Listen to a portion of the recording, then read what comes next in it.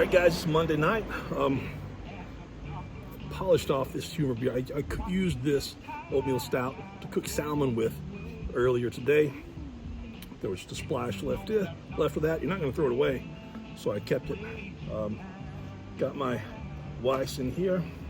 A little extra electrolyte drink. Carbs, electrolytes, fruits, of course. Got that new hot sauce. Tequila, mezcal, and then let me show you what I got made up here. Come a little bit closer.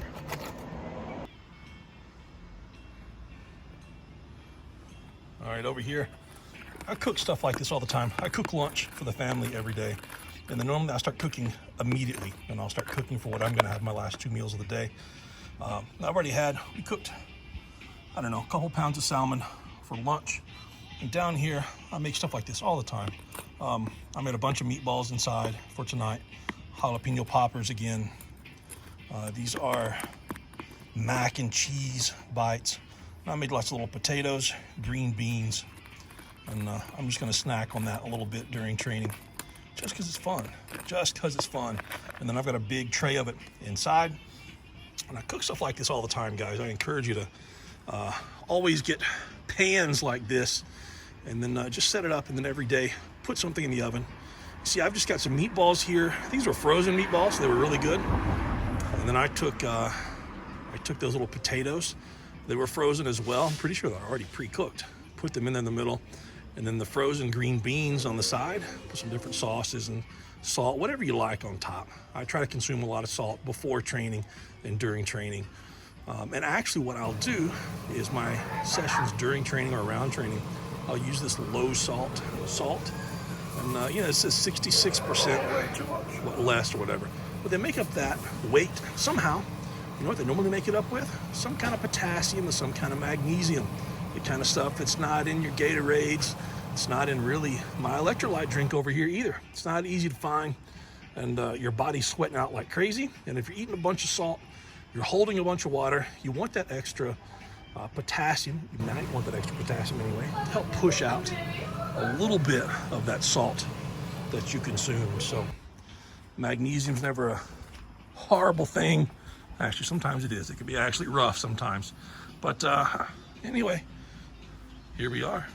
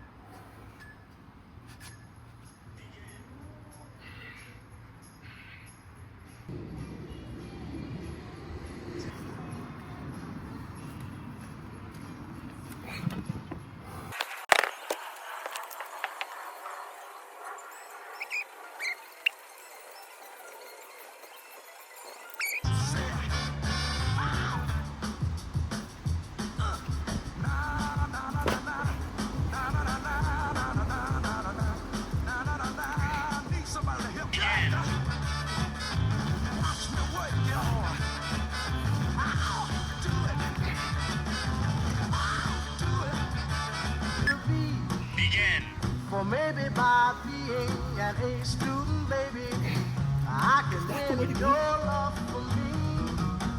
Don't know much about doing about 95, bumper to bumper, rolling side to side. Maybelline, why can't you be true? Oh, Maybelline, why can't you be true?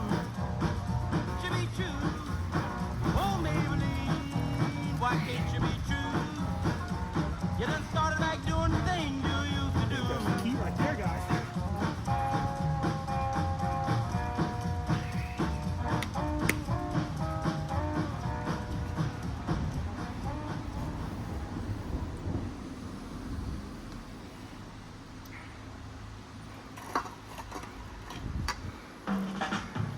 I know.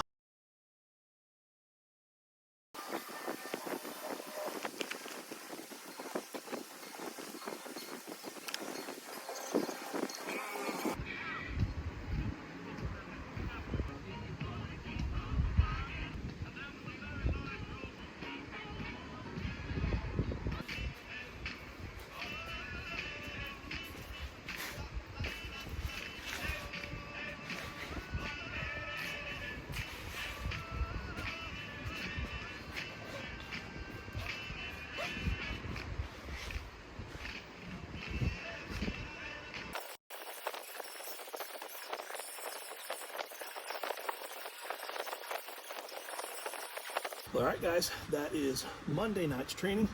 Not a bad training session at all, looking at it from the big picture. So yesterday, we looked at 24 hours, a little more than that considering I'm training at night. I did a bunch of deadlift rep work, 3 sets of 7s, constant tension on the deadlift. And then I did farmer's holds, and I went much longer than I probably should have went. And then finished off with Viking press, strict and push press PRs. So worked late last night, and I really had a really relaxing day. Solid food, nothing major going on, just a little kind of stiff everywhere. I've got an elbow issue, kind of under here, right in there. Doesn't hurt when I push on it, but when I'm loading the stones, it feels like the bone is scraping against the stone, a really rough part of the stone, and it's not touching it at all. And it kind of feels that way a lot of times, and I can't exactly figure out where that's coming from. But I can do some scraping work, lots of stuff with bands and wrapping it and stuff like that. That I just need to pay more attention to it. So if I pay more attention to it, I can push it harder and longer. And I don't have, it's actually dangerous to have something like that. Not for the elbow, but my first several sets that I did, I was overly cautious because that elbow kind of feels funny. And you can't be overly cautious and slow with the stones, because then you start using things like biceps to curl it. You start using single, it's gonna be fun to see how that translates. Single body parts to lift a heavy object, and that's not really a smart thing. So as it felt better, as my tacky grabbed on, and as my body felt better, every rep got easier. So all around good day. The plan was, obviously, again, I'm doing my the training session that I was doing several weeks ago, a month ago, is now become my warm-up consistent. So it's load a stone, and then do a bunch of lat rows. Load a stone, bunch of lat rows, go to stone number 2 and repeat. Start trying to figure out stuff, get the body, ankles, everything to move. And I've already done warm-ups before I grab these stones, but it's just getting the body to move, getting the tacky on the hands, everything feeling solid. I don't want to say that you should be doing actual work like that if you're at a contest, but if you're having a training session, establish a warm-up and stick to it. Make sure that your body is always warm. It's always better to be a little extra taxed from a little bit more warm-up than it is to not do the warm-up and then suffer some kind of injury or not perform as well as you should have. So a normal plan going into the day, what I would have given to a client on the program today, knowing that their body feels similar to mine and their goals are similar to mine, would be establish your warm-up and then establish what you think a 3-rep max would be over standard competition bar height, sandbag, stone, whatever you're working with that day. Take into special considerations to what you think you could do today And then, you know, generally if I've got a client that's young and healthy and fresh, only doing stones once a week, especially if they're in contest prep, I would have them actually work up to something they felt was a 3 rep max on a stone, whatever stone that might be. Generally, you have a good idea, and you don't get extra bonus points for going for it and trying for a heavier stone to get, you know, a new 3 rep max. It's not what we're looking for. Just establish what you think your 3 rep max is. If you already know what it is, like if you're me today, and you have a pretty good idea what that is today, what you can do safely today. You're doing stones twice a week, your elbow hurts, your back hurts, and it's midnight. Today, what can you do under those conditions? So I knew pretty much what that stone was, more or less. I'm pretty sure I could go up 1 stone, but the safety wouldn't be smart. So I backed down to the safest stone possible, and I would have them work up to a 3 rep max and take, you know, 5-10 minute break, and then come back and set the timer on their clock for every 90 seconds on the 90 seconds. Load that stone for 5 rounds. So you've done your 3 rep max, you've taken a 5 to 10 minute break. If you need one, set the timer, and every 90 seconds, on the 90 seconds, you want a single. So you're gonna end up with 8 reps on the day with roughly what your 3 rep max is on the day. So that's roughly what I did today.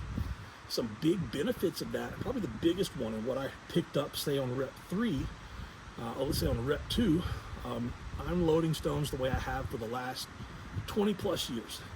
Get it off the ground, into the cradle, full squat, try to get long arms around the stone, and then go from there. Couple of things. When you do that, it puts a good bit of stress on the lower back, which is fine. That's fine if you got a strong lower back. I always have my entire life. And if you have a stone that fits in your arms.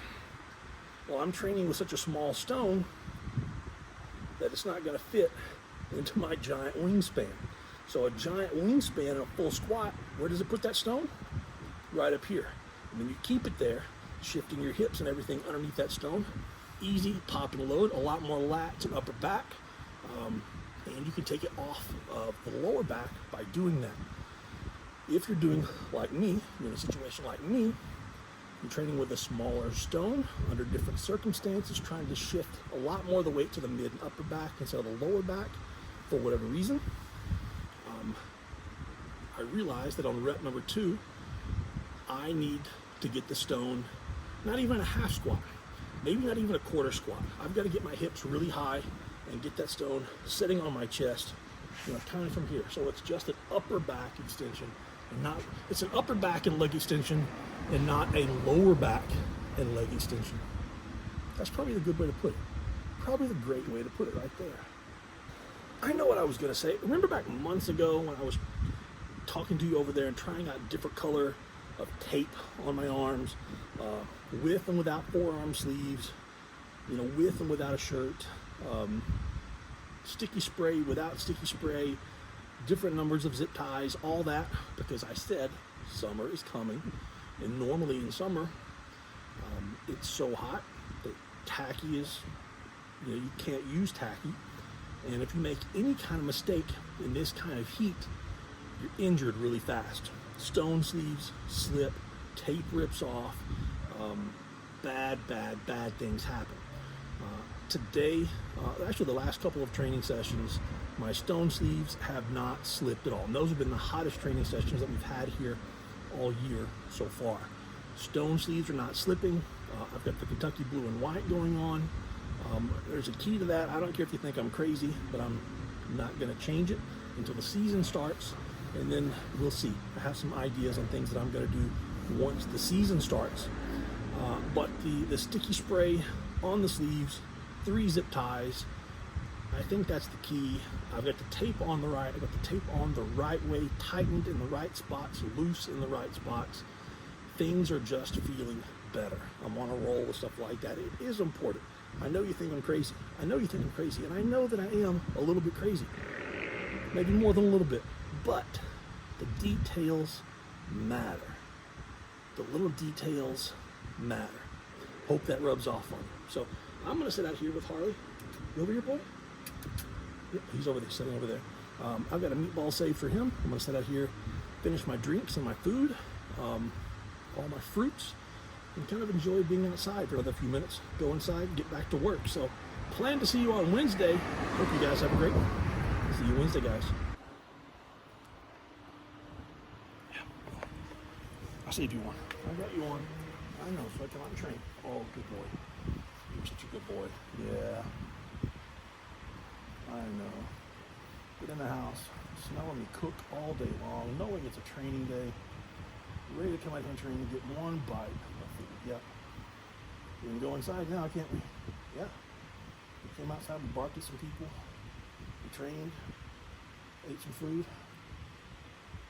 Yeah. Ooh, that was good, wasn't it? That was good. That was good. You see?